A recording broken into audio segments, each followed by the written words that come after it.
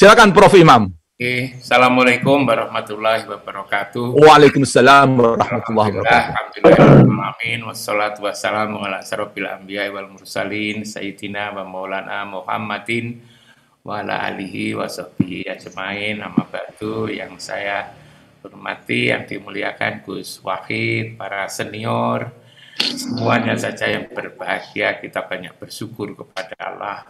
Salawat dan salam kita persembahkan ke hadapan ikutan kita Muhammad Rasulullah Sallallahu Alaihi Wasallam. Yang pertama kali saya ingin menyampaikan selamat Idul Fitri, mohon maaf lahir dan batin.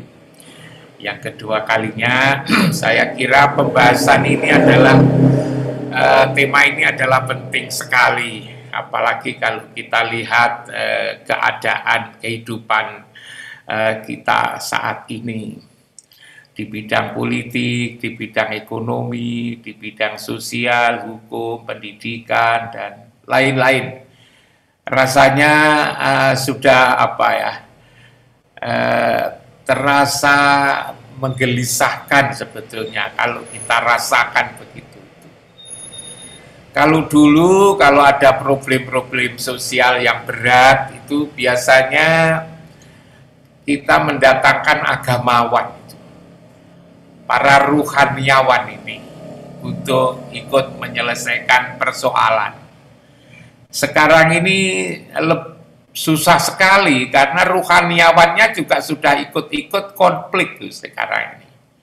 Ruhaniawannya juga sudah berdebat, beradu menang, beradu benar gitu kan, lalu menyalahkan orang lain, lalu kemudian memurtad-murtadkan. Jadi para elit agama juga sibuk sendiri untuk mencari menang sendiri. Itulah sesungguhnya semakin berat itu kan dalam kehidupan ini. Karena itulah maka kajian-kajian bersama seperti ini lalu menjadi sangat penting. Persoalan ruh, persoalan silaturahim itu, kasih sayang di antara kita itu sebetulnya lebih banyak kalau menurut pandangan saya terkait dengan hati kita ini sebetulnya, isi hati. Kalau silaturahim kayak gini tidak bisa didekati dengan peraturan, dengan anjuran, dengan undang-undang, itu sepertinya tidak bisa kalau menyangkut hati hubungan antar manusia kayak begini. Diformalkan sulit. Karena itulah maka pendekatannya ya agama seperti yang dijelaskan oleh Gus Wahid tadi, itu pendekatan agama.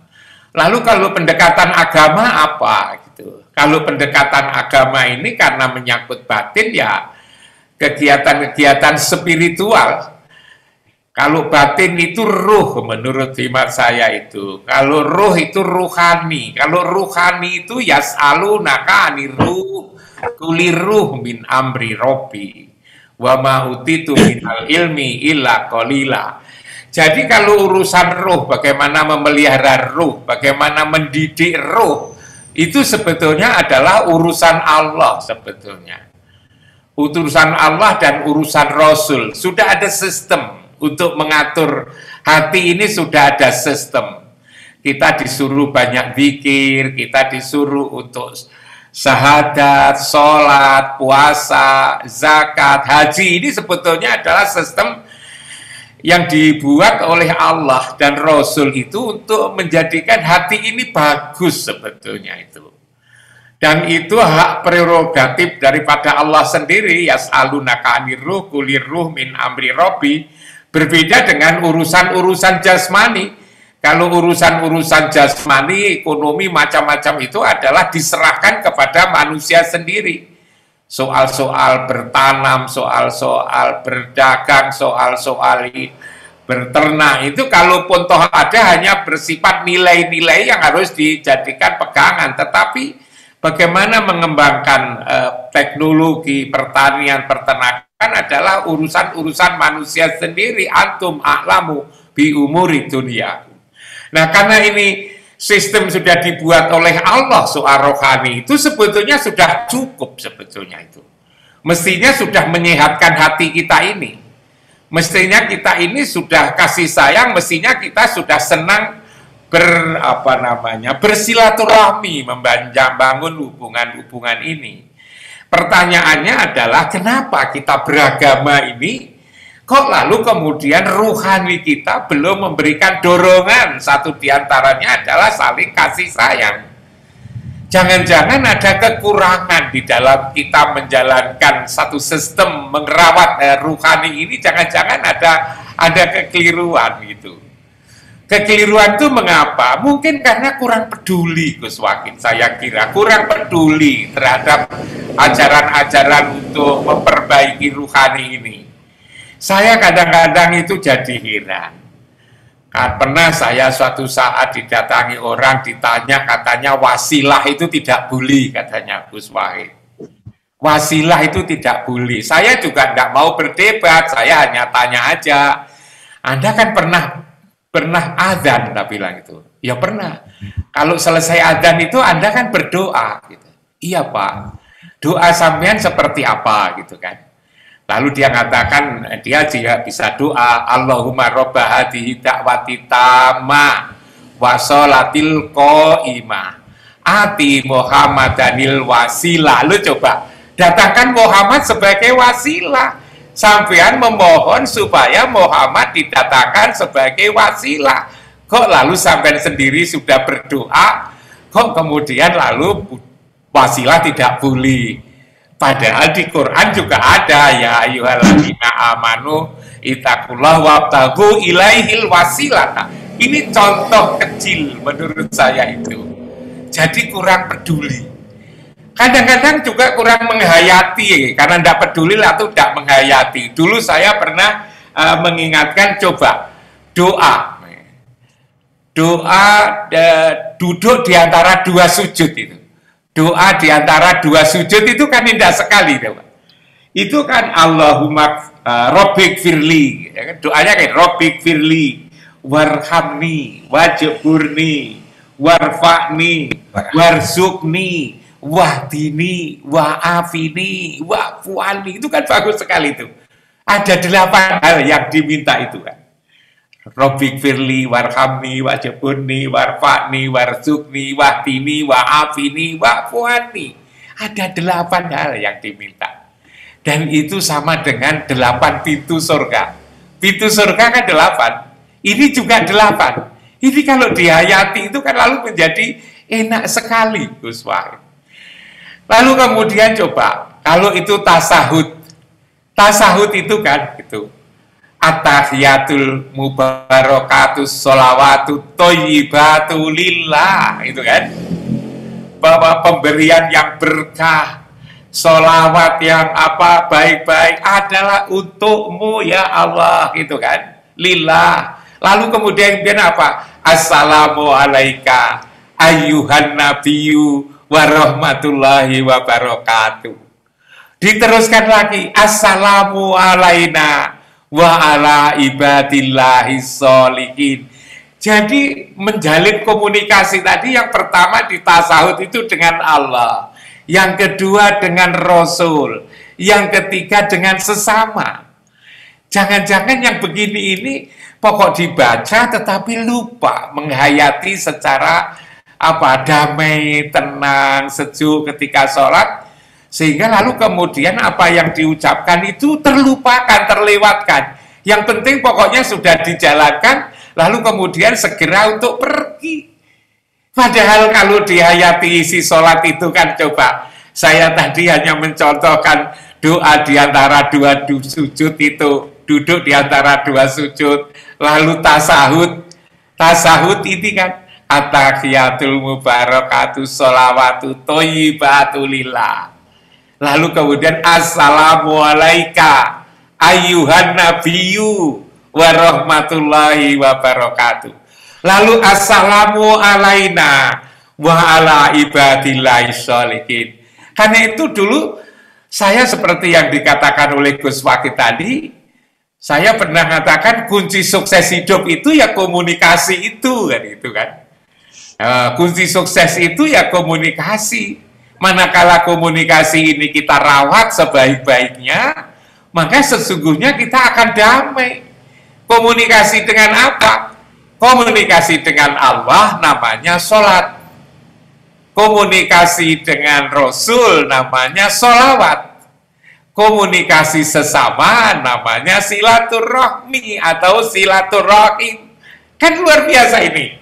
Manakala kita sudah selalu bersambung dengan Allah, bersambung dengan Rasul.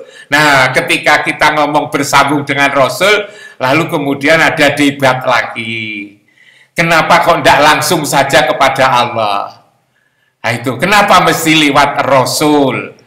Padahal Allah kepada kita pun juga pakai Rasul. Bahwa satu-satunya yang bisa berkomunikasi dengan Allah, itu adalah Rasul. Waktu Isra Mi'raj itu ketika nyampe kepada langit tertentu, Jibril saja itu tidak bisa. Maka lalu kemudian Jibril berhenti. Ternyata satu-satunya yang bisa komunikasi dengan Allah itu hanya Rasul. Karena itu kita lalu kemudian bersolawat. Di samping lalu kemudian solawat itu memang diperintah. Innallaha wa malaikatahu yusholluna ala nabi ya ayyuhalladzina amanu shollu alaihi wasallimu taslima. Dikatakan bahwa innalladzina yubayyunaka innama yubayyunallah, siapa yang yang berbaiat kepadamu ya Rasul sebenarnya adalah berbaiat kepada Allah. Mayuti Rasul fakot atau Allah, siapa yang taat kepada Rasul sama artinya taat kepada Allah. Kul in kuntum tuhibbunallah, siapa yang ingin disayang Allah ikutilah Rasul. Hal-hal seperti ini masih kadang diperdebatkan, sehingga lalu kemudian ritual yang itu adalah merupakan sistem atau paket dari Allah itu lalu kemudian tidak bisa dijalankan secara bagus. Akhirnya lalu kemudian tidak berdampak. Coba kalau ritual ini yang yas'alunaka anir ruh kulir ruh min amri robbi, bahwa persoalan ruh ini ruhani, ini adalah persoalan Allah, lalu kemudian Allah sudah memberikan cara-cara bagaimana merawat ruhani, lalu kemudian tidak saja kita lakukan tapi juga kita hayati. Insya Allah hati jadi bagus. Kalau hati ini sudah jadi bagus, maka lalu kemudian kita bisa menyenangin semua saja. Kita menyenangi semua saja itu karena kita sehat. Problemnya itu adalah hatinya tidak sehat. Mungkin gitu Gus Wakid. Fi qulubihim maradun. Di dalam hati ada penyakit, fazadahumullahu maradun. Bahwa Allah akan menambah penyakit itu. Maka menghilangkan penyakit ini menurut hemat saya yang diproblem. Tapi saya tidak ingin mengatakan kita sedang berpenyakit. Saya hanya ingin ngajak bagaimana ritual kita ini jangan-jangan tidak nyampe. Karena melupakan Rasul gitu, dan juga tidak kenal Allah. Kalau kita langsung Allah, manakala Allah itu kita tahu, kita bisa berkomunikasi, ya kita langsung. Problemnya kan Allah itu tidak berbentuk, tidak berupa, lalu tidak bersuara, tidak beralamat, walam yakullahu kufuwan ahad. Kita memang betul-betul blank, betul-betul gelap siapa sih sesungguhnya Allah. Allah memang dekat, lebih dekat dari urat leher, tetapi kita kan juga tidak tahu sebetulnya kalau Allah itu dekat dengan urat leher. Kita hanya merasa dekat saja, padahal kita tidak dekat. Nah, saya sesungguhnya bukan untuk apa, saya ingin ngajak bagaimana agama ini dirasakan menurut saya Gus Wakid. Bagaimana agama ini dirasakan, bukan lalu kemudian dicari benernya ayatnya mana, hadisnya mana, dirasakan. Dan kalau dirasakan enak, sudah damai, sudah tentram, itulah lalu kemudian menjadi sebuah kebenaran sebetulnya itu. Tidak perlu lalu kemudian ini hadisnya sokeh, tidak sokeh.